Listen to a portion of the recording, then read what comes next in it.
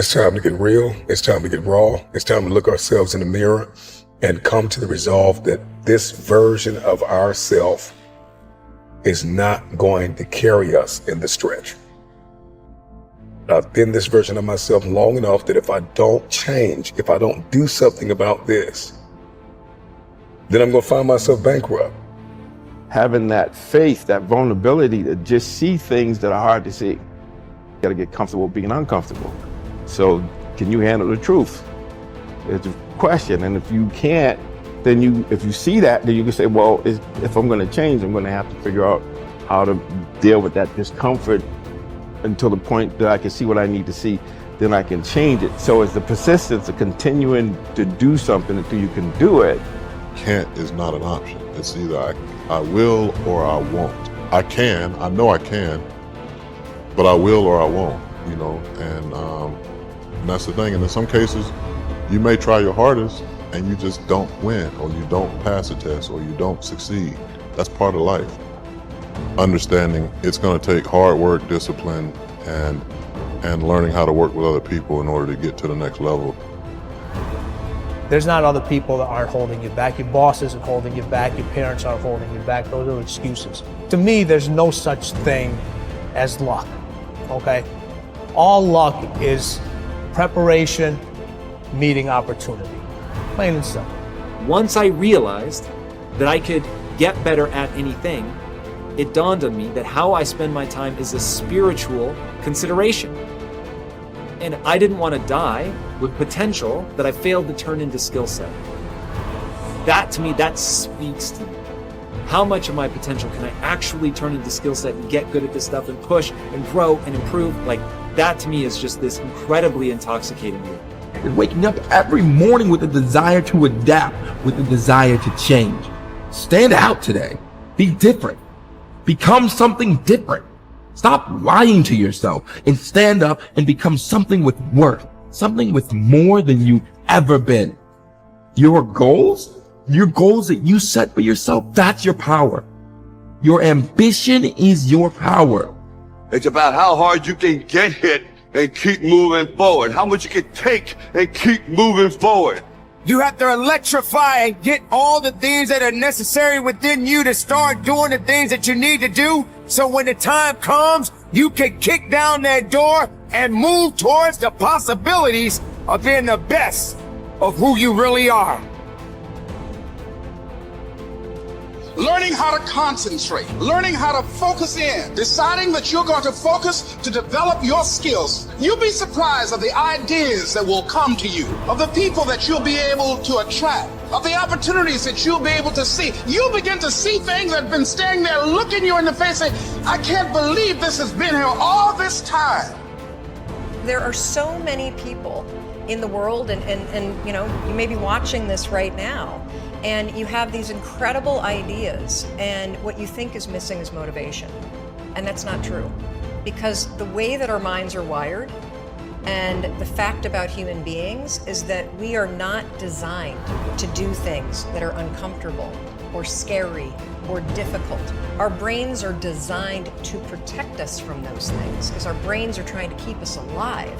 And in order to change, in order to build a business, in order to be the best parent, the best spouse, to do all those things that you know you want to do with your life, with your work, with your dreams, you're going to have to do things that are difficult, uncertain, or scary, which sets up this problem for all of us. You're never going to feel like it.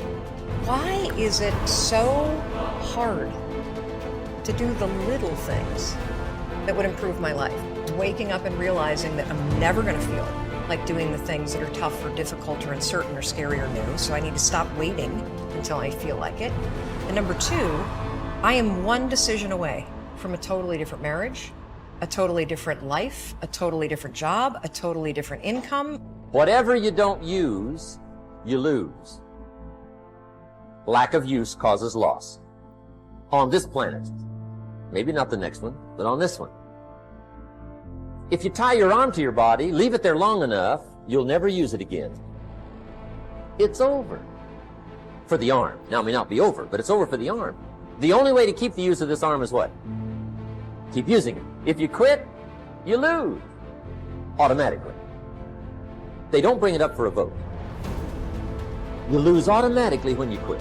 Now, the same thing that goes for your arm goes for your brain, mentality. The same thing goes for all the human virtues.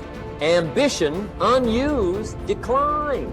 Strong feelings, unused, diminish.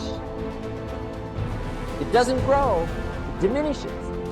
Faith, unused, decreases. It's a law. Vitality, unused, diminishes. Energy, unused, decreases. The guy says, well, I'm going to save up my energy. You can't do that. That's like trying to save today, put it on the end of the year. See, you can't do that. They'll come take you away. If you don't use today, what? It's lost. The guy says, well, I'll work twice as hard tomorrow to make up for it. See, that's foolish. You could have done that anyway. Today unused is lost. A talent unused is lost. An ability unused is lost. So here's one of the key expressions of the evening. Take a new inventory of yourself. Starting tomorrow, new project. Take a new inventory. And make sure that all of your talent and ability and mentality and ingenuity and vitality and strong feelings, faith, courage, make sure that all you've got's being used. Otherwise, you lose. Resolve to focus on the solution and what can be done now, rather than on what happened and who's to blame. Think in terms of the actions you can take to resolve the situation, rather than what went wrong and who is to blame. To remain optimistic, look for the good in every situation. When you look for something good, you will always find something good. Furthermore, while you're looking for something good, because your conscious mind can hold only one thought at a time, you will automatically become positive, optimistic, and back in full control. Seek the valuable lesson in every problem or difficulty. Every setback you face contains one or more lessons that have been sent to you to help you be more successful in the future. The difference between successes and failures is simple. Failures feel sorry for themselves when things go wrong, whereas successful people look for the valuable lesson they can learn that will help them in the future. Normal Vincent Peale used to say, when God wants to send you a gift, he wraps it up in a problem. The bigger the gift that God wants to send you, the bigger the problem he wraps it up in. Instead of concentrating on the problem, look for the gift. Wonderfully enough, you will always find it. What's more, sometimes the gift or valuable lesson can be of far greater value than the cost of the problem itself. Sometimes one lesson that you learn in dealing with a problem can be the key to your long-term success. As Napoleon Hill wrote, within every problem or obstacle lays the seed of an equal or greater opportunity or benefit. Your job is to find it. Continually think of yourself as a strong, powerful, resolute person in the face of adversity. In World War, a British general was described by his superiors. There he stands like an iron peg driven into the frozen ground, immovable. Let this be an accurate description of you whenever you face difficulties or problems of any kind. Resolve to stand like an iron peg driven into the frozen ground. When you resolve in advance that you will never give up, your success is virtually guaranteed. In the final analysis, nothing can really stop you but yourself. In life, it doesn't matter how many times you get knocked down. All that matters is how many times you get back up. If you continue to get back up and press onward, you must eventually reach your goal. Each time you exert yourself, disciplined to persist in the face of adversity, you also increase your self-esteem and self-confidence. Then, as your self-esteem increases, you feel stronger, more powerful, and more unstoppable. When you feel better and stronger, you become more capable of persisting the next time, and then the time after that. By disciplining yourself to persist in the face of all adversity, you put your life onto an upward spiral of self-esteem, self-discipline, and persistence until you eventually become like a force of nature. I think the best way to prove your value is to work, is to learn, is to absorb, to be a sponge. You always want to outwork your potential. As hard as you believe you can work, you can work harder than that. And that's what I tried to do when I first came in the league. But, you know, basketball is such a direct competition sport that me coming in at 17, I hated when, like, my teammates would say, you know, I get hit with an elbow, right? Shaq would hit me with an elbow in practice. I always had that extra chip on my shoulder. So, like, every day in practice for me was really trying to annihilate everybody that I was playing against. I wanted to prove you don't need to babysit me. And so it's always that competitive nature, the work ethic, and curiosity. My philosophy was a very simple one. Rudy was one of my favorite films growing up. After watching that film, I come to understand if I could work that hard, what would my career be? And I made a promise to myself from that day that I was going to work that hard every single day so that when I do retire, I have no regrets. And that was the most important thing for me, is to leave no stone unturned, get better every single day. And if I lived that way, then over time, you know, I'd have something that was beautiful. But that was my philosophy. It seems like a pretty simple one, but you know, if you live your life to just get better every single day, you do that for 20 years, I mean, what do you have?